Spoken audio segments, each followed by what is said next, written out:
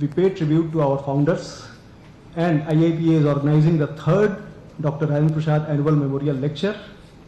On this occasion, we are really grateful that Honorable Vice President of India and President IIPA is the keynote speaker.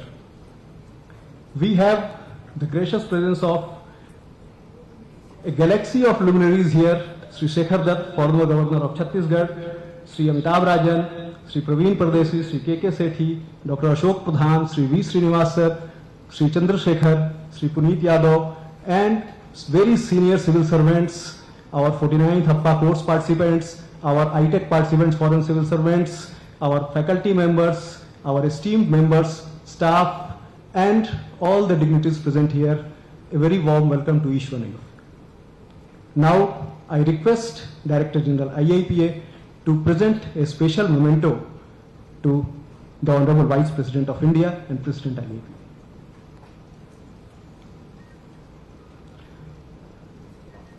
The memento was designed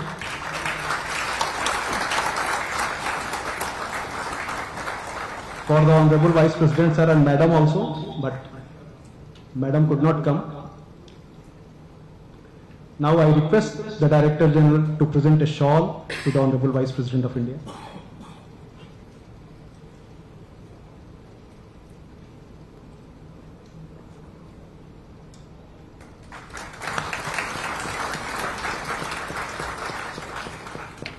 Now I take the opportunity to invite Director General Sri Surendra Tripathi, IAS 1985 batch, Odisha cadre, former Secretary, Ministry of Parliamentary Affairs, Government of India, to deliver his welcome address, sir.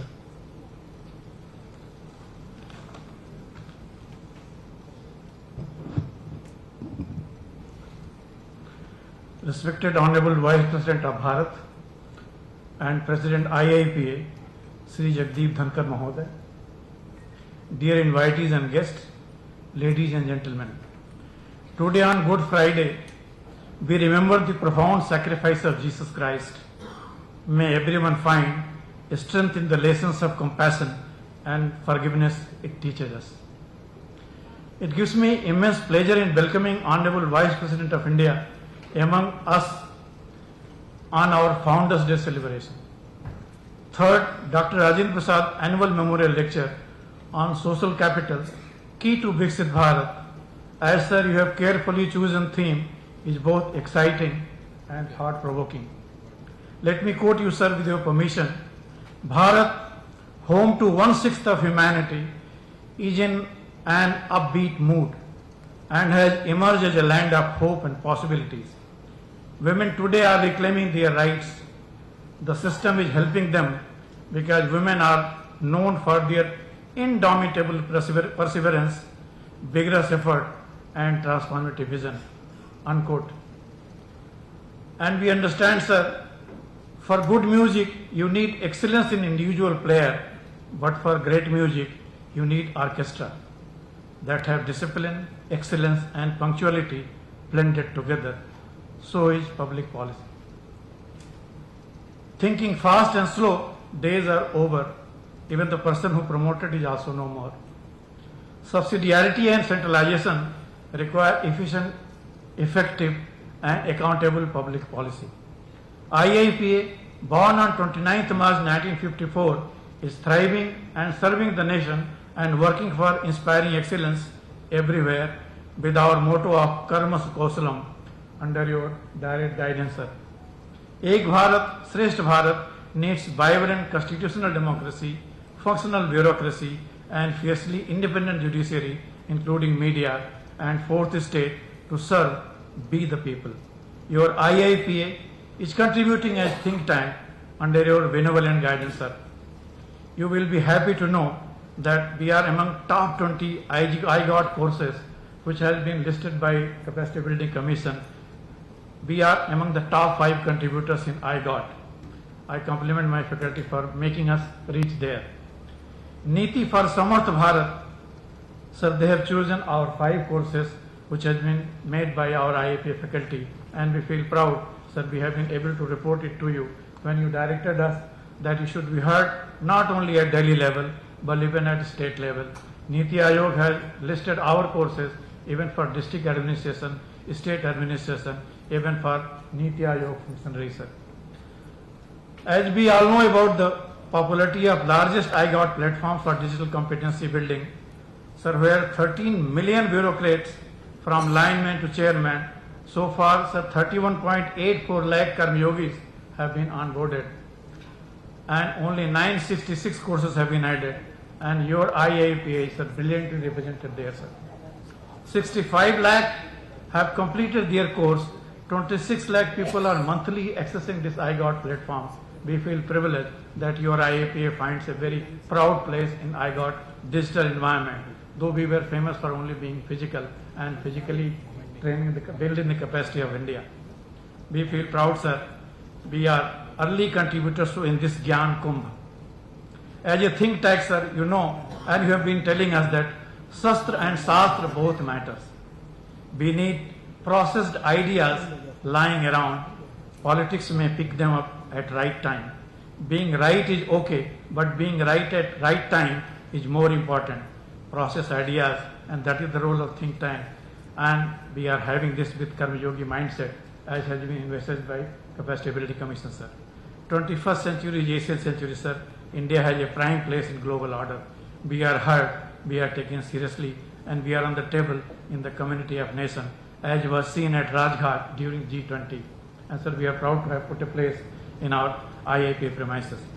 Social capital, sir, as you have chosen, unlike financial capital, follows talent, merit, diversity, inclusion and growth with equity. We are privileged to be listening to our Honorable Vice President of India today, himself a thought leader who understands the pulse of the people and pulse in the government with his vast experience in public life. I just don't want to stand between his thought-provoking lecture and you all, dear friends. With your permission, sir, and with your gracious presence, we will have few releases of IIPA today that will contribute to the knowledge repository and knowledge economy, where knowledge ecosystem, only knowledge matters. Administrative History of India since Independence, written by our colleague Professor Suresh Misra, Mamta Pathania and others, will be unveiled by you, sir, shortly. For the first ever Bharat Journal of Case Studies, written by our own faculty, adjunct faculty, Dr. Sweta Mittal, will also have the privilege of being released under your guidance, sir. A book of nuggets, Understanding Post-COVID Governance, edited by respected senior colleagues, Sri C.S. Mathur, sir, former Chief Secretary of Government of Rajasthan, whom you know much more so than I can say. He will join us online. Bharat Ratna, Radhakrishnan, Quest for Being to Becoming, is a publication of IIPA. Feel proud that it will be blessed by you today, sir.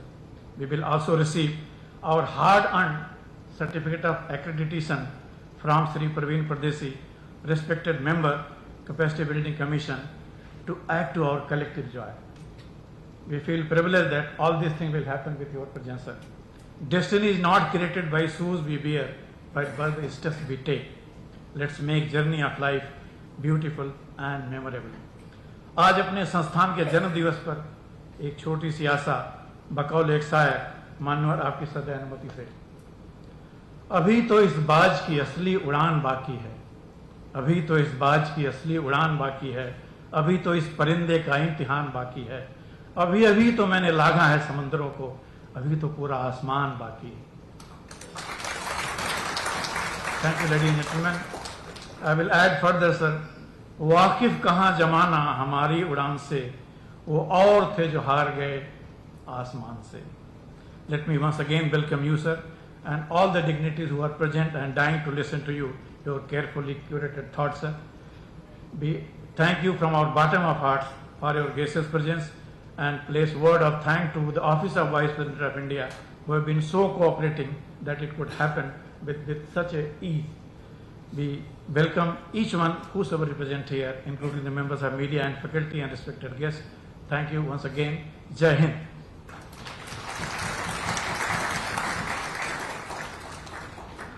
Shastra and Shastra both are important. Thank you very much, sir, for outlining not only the activities of IIPA journey into the digital capacity building, but also outlining the vision of modern India.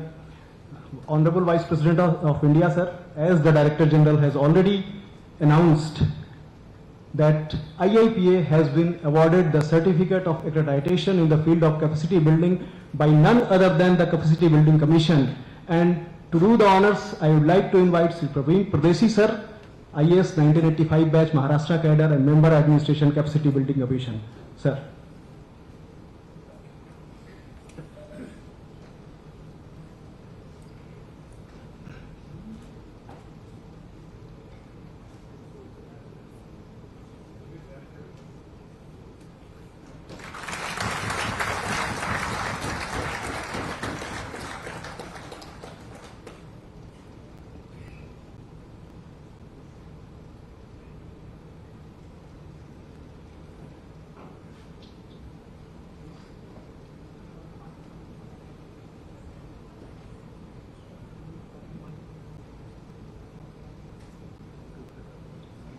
Thank you, sir. Thank you so much.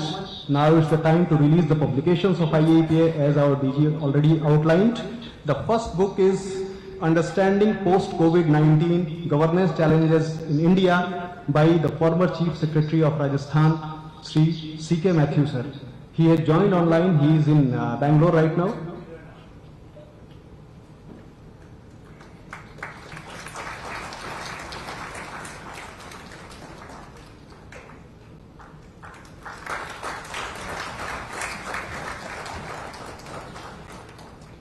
The second book is a seminal publication of IIPA, Bharat Ratna Radhakrishnan, A Quest for Being in Becoming. For this, I would like to invite the author and editor, Dr. Saket Bihari, to the dais.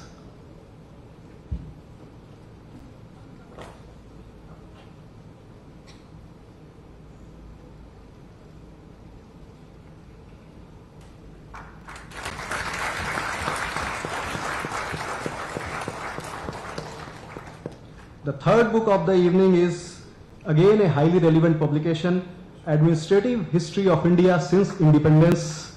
I would like to invite Dr. Mamta Pathania, the co-author of the book, to the dais.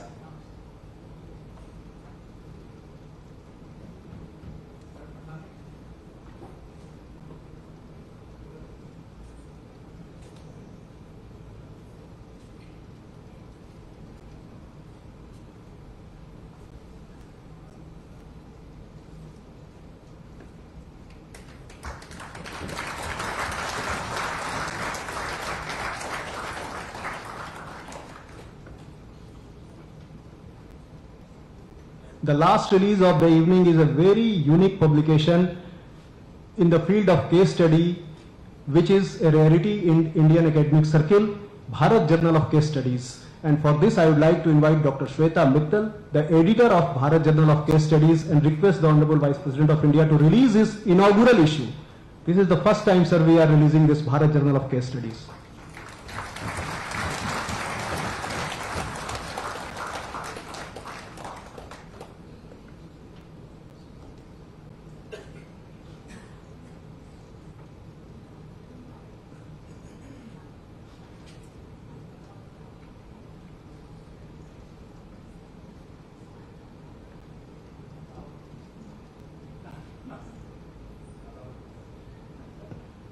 Ladies and gentlemen, a legal luminary par excellence, the Honorable Vice President of India was designated as a senior advocate by the Rajasthan High Court just after a practice of 11 years. This is a national record that he holds till today. He remains the youngest lawyer in the history of India to be designated as senior advocate by a High Court. I would not like to give much introduction as the Honorable Vice President of India doesn't like much introduction. So without much ado, I would like to invite, for the moment you all has been dying for, to listen to the Honorable Vice President of India, the Honorable Vice President of India, sir, to deliver the keynote address.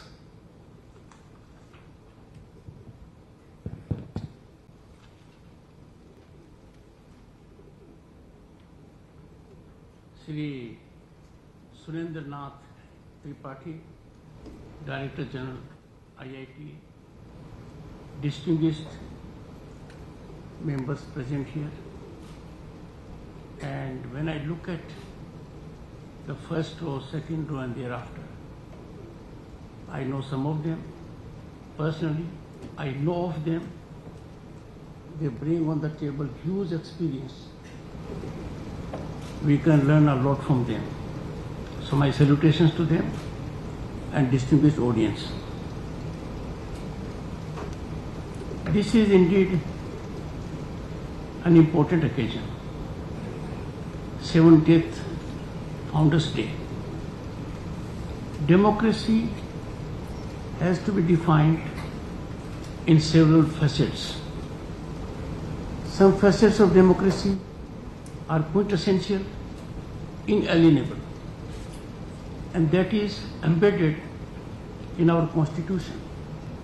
Preamble of the Constitution, particularly fundamental rights in Part 3 of the Constitution, fundamental duties in Part 4 of the Constitution, and if we go further, we'll find a structure has been designed. But to fructify it on the ground, to realize it on the ground, is public administration.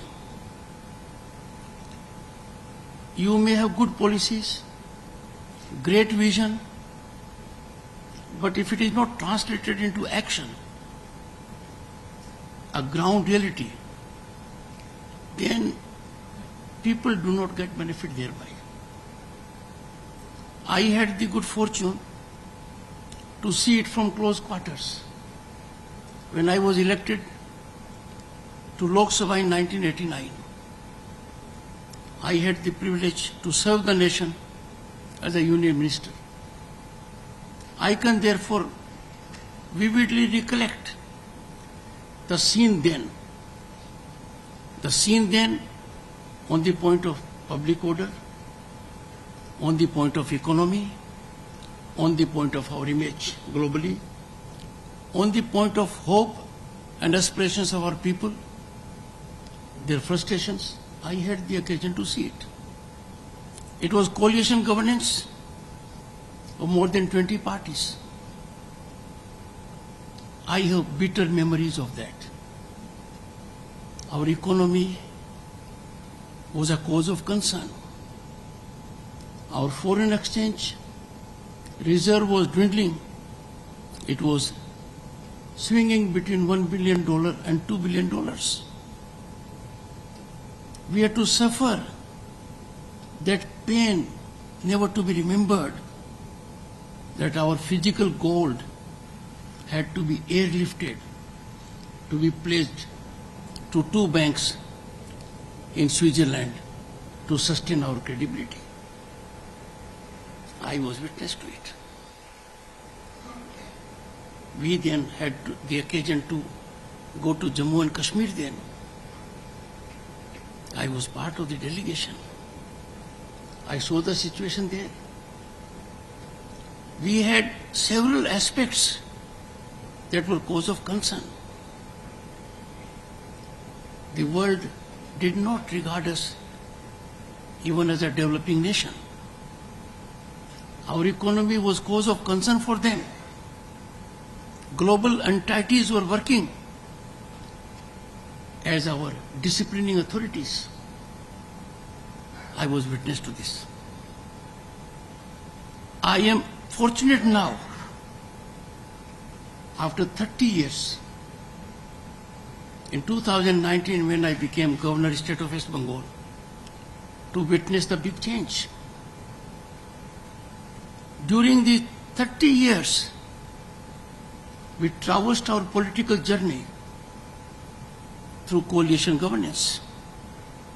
We had illustrious people, able prime ministers, but then single party regime eluded till 2014.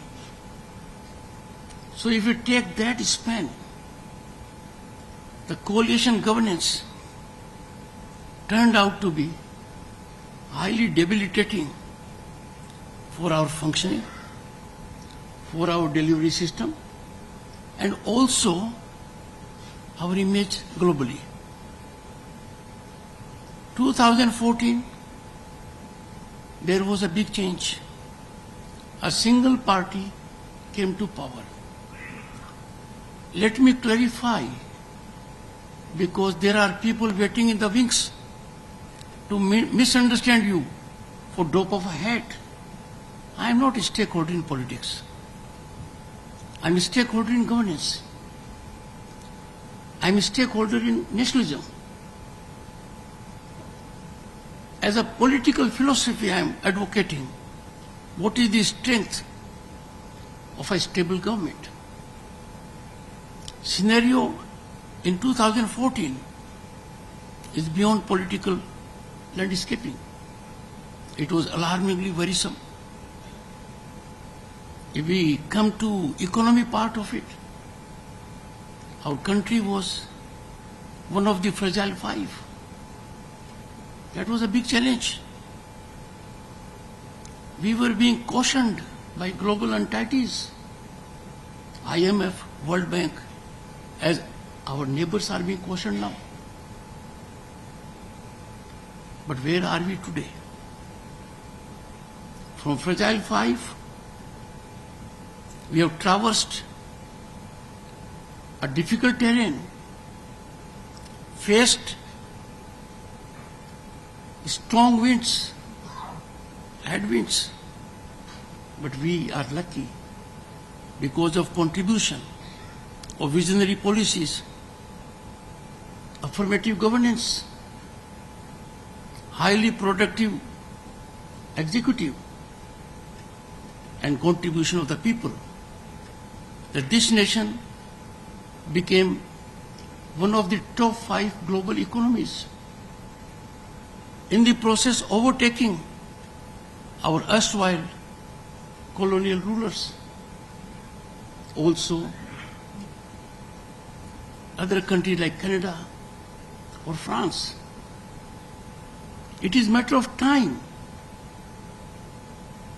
and everyone in the world acknowledges it. In next 2 years, Bharat will be the 3rd largest global economy, ahead of Japan and Germany. Now, in 1989, I could not even dream of it. If I dreamt of it, people would have laughed at me. Look at where we are. Those who used to advise us are seeking our advice.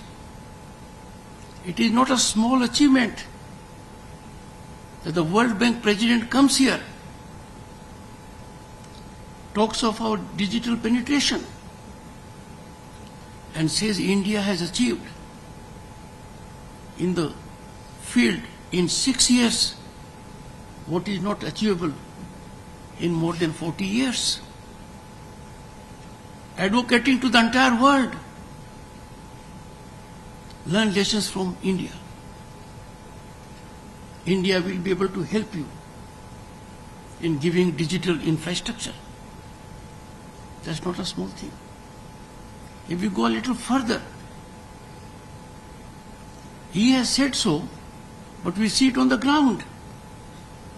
50% of global digital transactions take place in this land.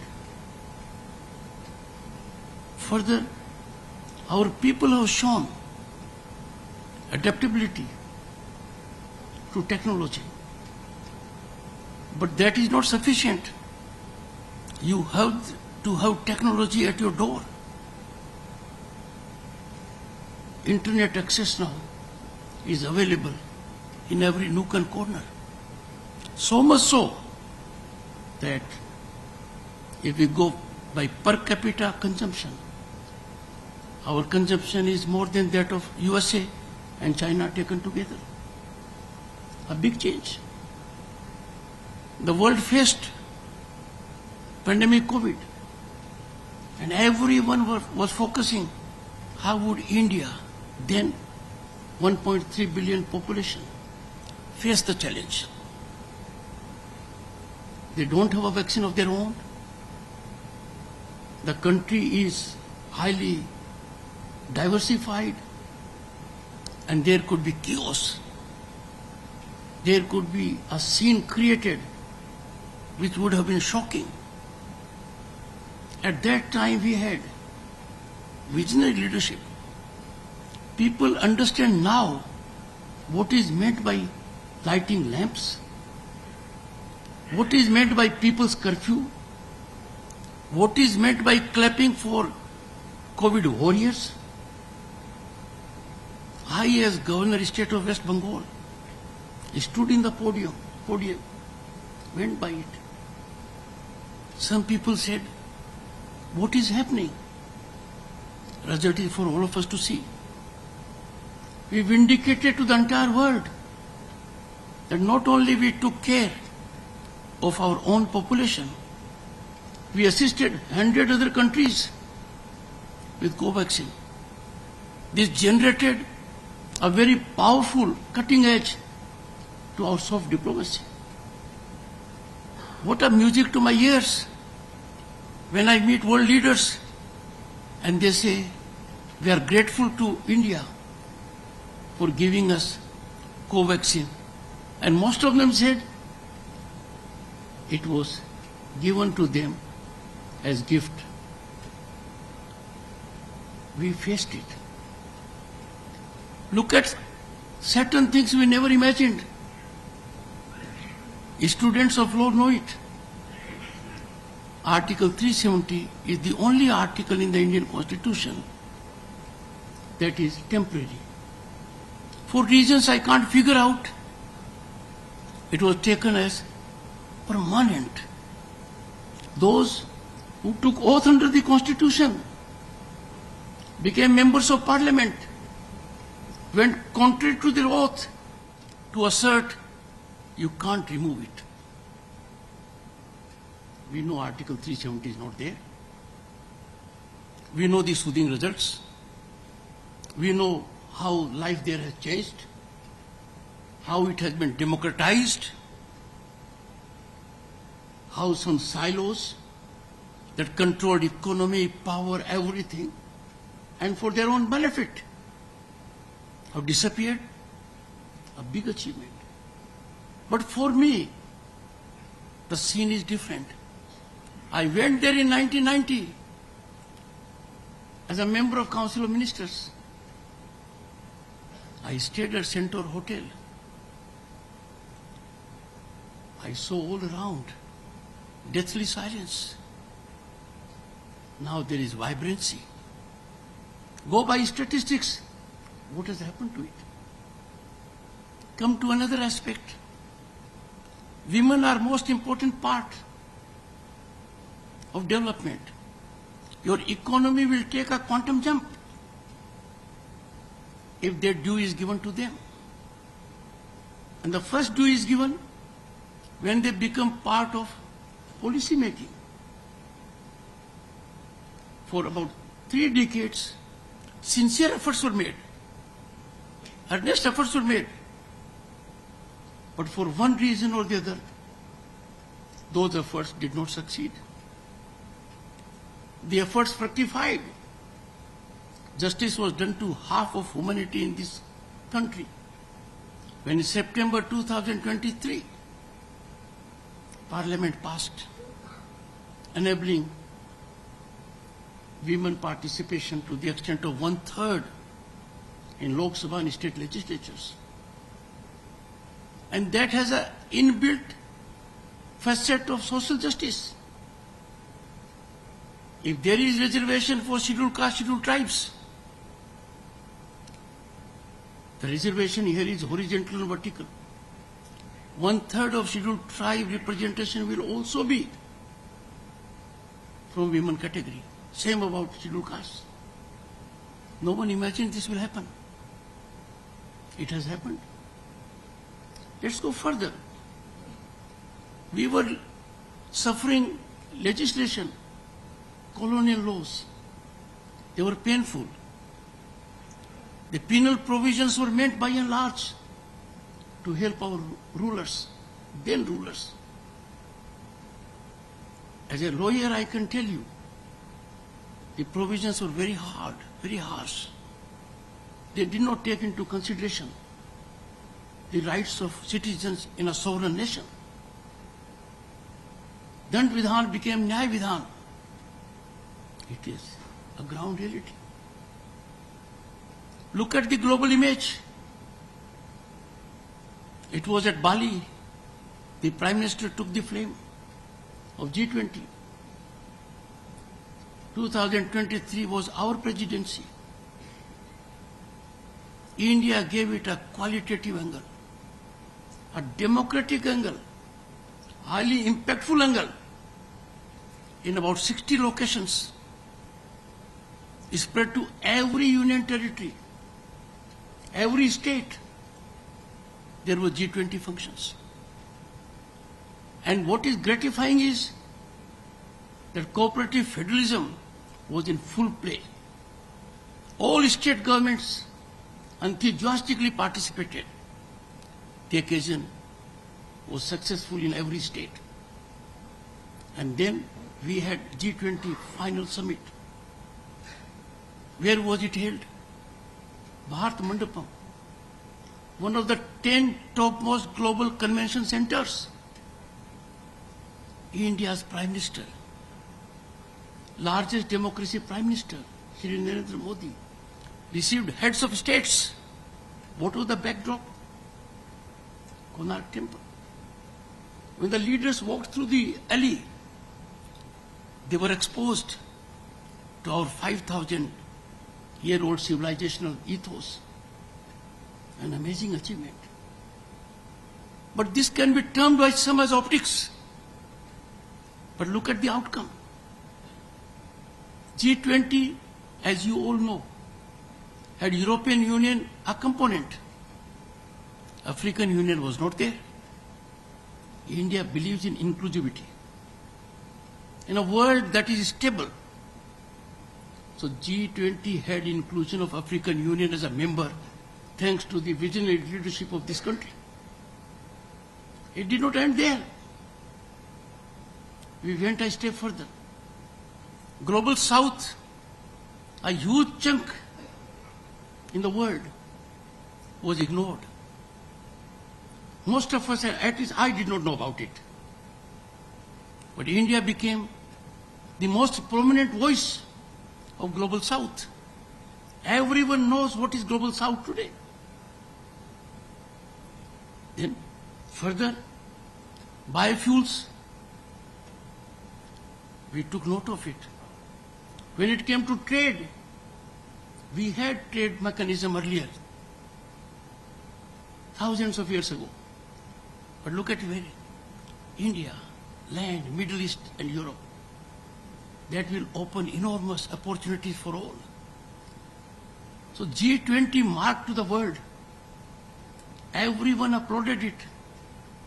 And trust me, everyone left with one impression. It will be difficult to reach the level at which India has reached in organizing G20. That is our achievement. Along with G20, we also had P20. Other facets were also there.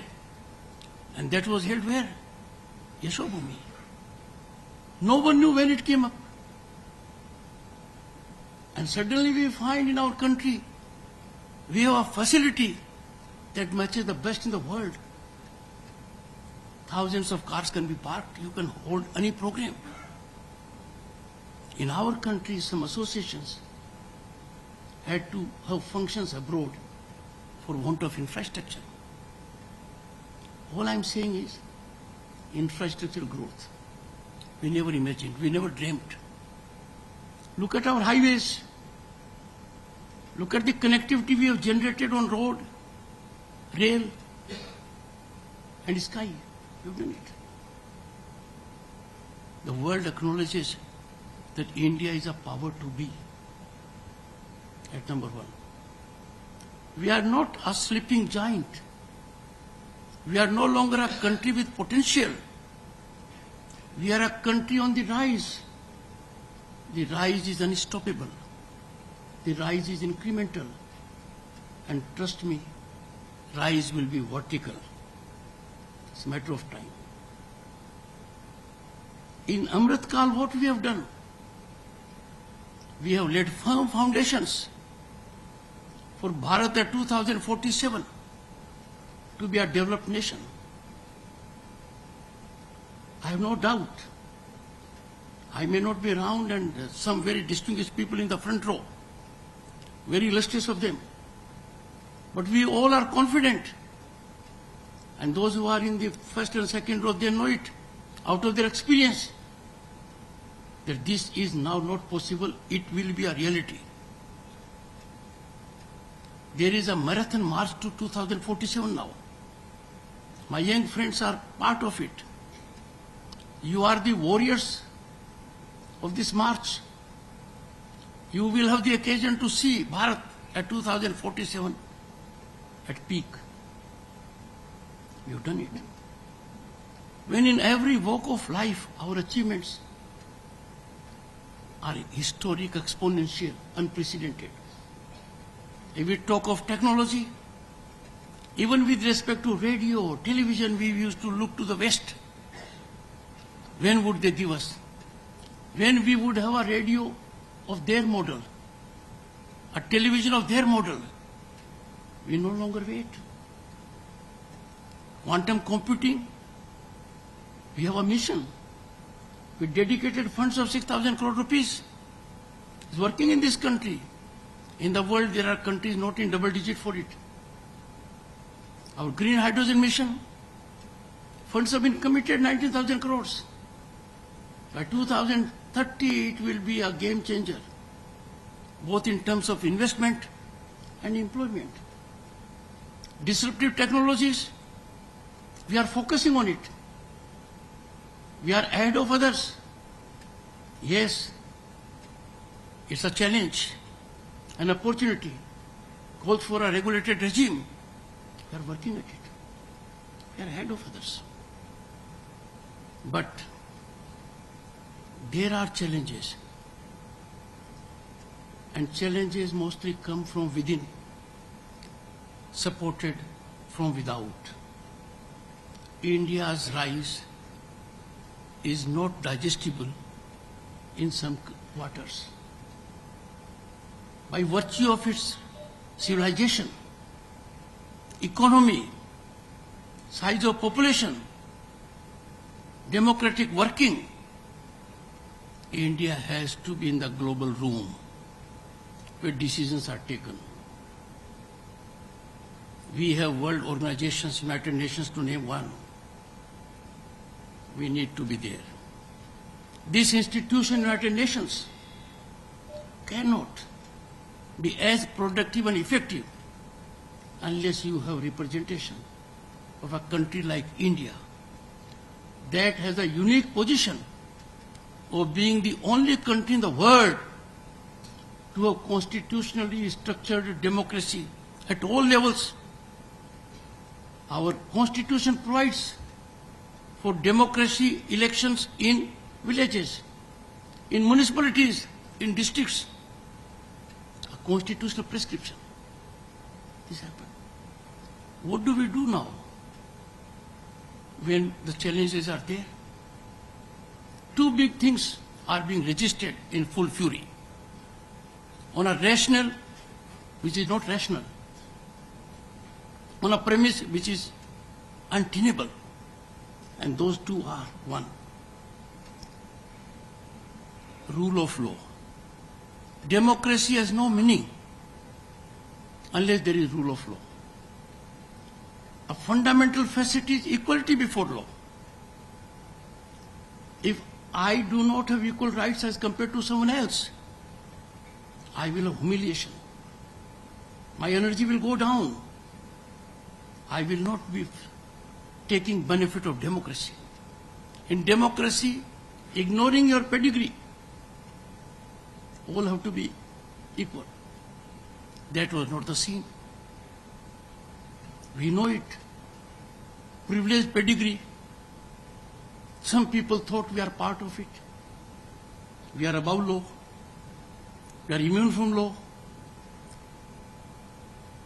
A strangled hold of law can't reach our neck. We are not accountable to law. That has been demolished.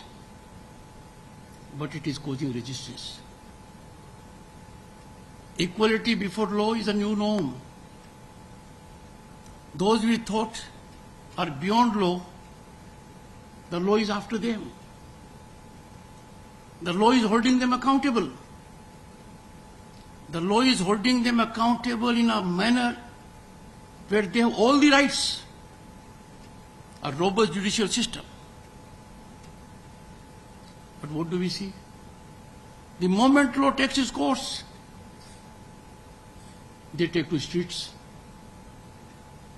high decibel debates, camouflaging culpability of the worst nature by human rights. This is happening under our nose. Young minds particularly who are more discerning and greater stakeholders in democracy, how to be alive to it. What is justification for a person or an institution or an organization to take to streets when law is set in motion? Our judicial system should be accessed. And our judiciary has vindicated its spinal strength, its independence, understanding, people-centric approach. Virtually every fortnight, we have to think very deeply. Can people orchestrate in campaign mode a pernicious tendency to get away from rule of law? How can one engaging in transgression of law play victim card? People are playing. We need to be extremely alive to it. The second issue is that corruption was bane of our society for long. A young Prime Minister in the 80s lamentably reflected that the aid intended for people at large, only 15% of it reaches there. He lamented. I don't want to take it as an admission. He was expressing pain. What is the situation now? There is just no leakage. There is no corruption. In the process, a category has suffered, beneficiaries of corruption. They infested every nook and corner of power corridors. They controlled power corridors. They extra legally leveraged decision making. Corruption was rewarding. Corruption would gain you employment, a position, an opportunity, a job. Situation was so worrisome. If we go by tapes that came in public domain few years ago, system was so ravaged that even appointments of ministers was being determined beyond rule of law. So that corruption has been challenged now. Corruption is no longer rewarding. Corruption is not a passage to opportunity, employment or a contract. It is passage to jail. The system is securing it.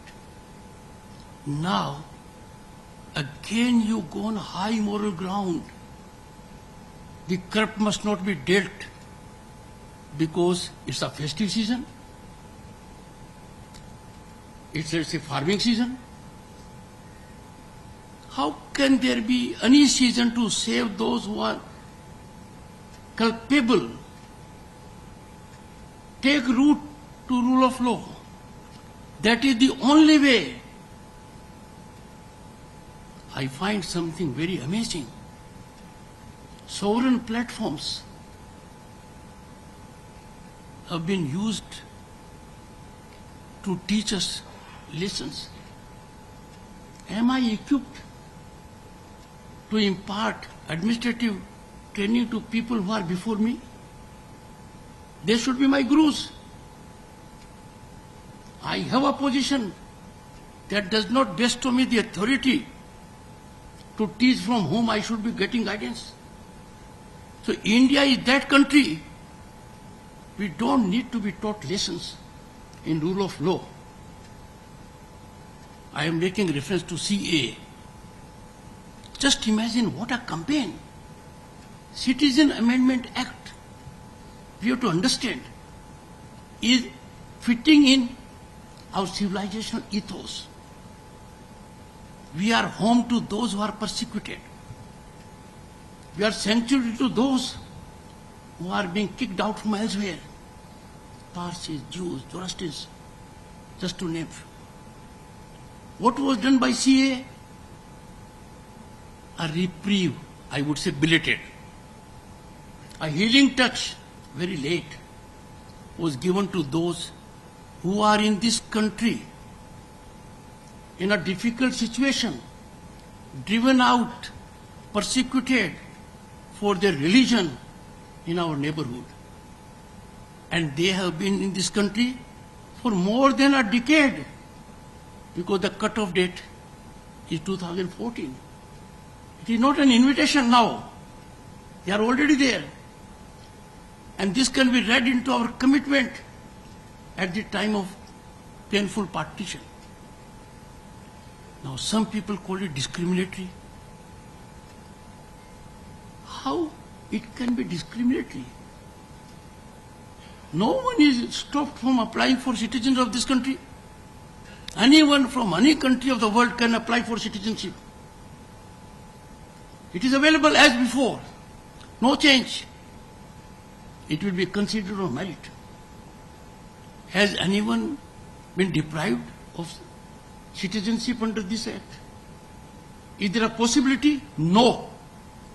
Now, if these false narratives are orchestrated in a design to taint, tarnish our image, our institutions, we need to speak out our mind.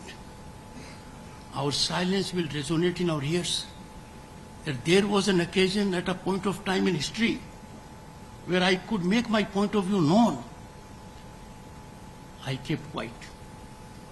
Second reason, people are telling us rule of law. That yes, a country in Europe, a developed democracy, they need to think within. They need to attend their own affairs. India is a democratic nation with robust judicial system which cannot be compromised by any individual or any group. It is unique. It is that institution of judiciary that has met at midnight, met on a holiday, imparted relief. Can we target our institutions because they conduct themselves in a particular manner? The institution had a point of view on issue which may not be palatable to the government. And there have been empty issues. It's their job. But if a group of people, without being registered or recognized party, act as a political party, what do we do? They are not accountable.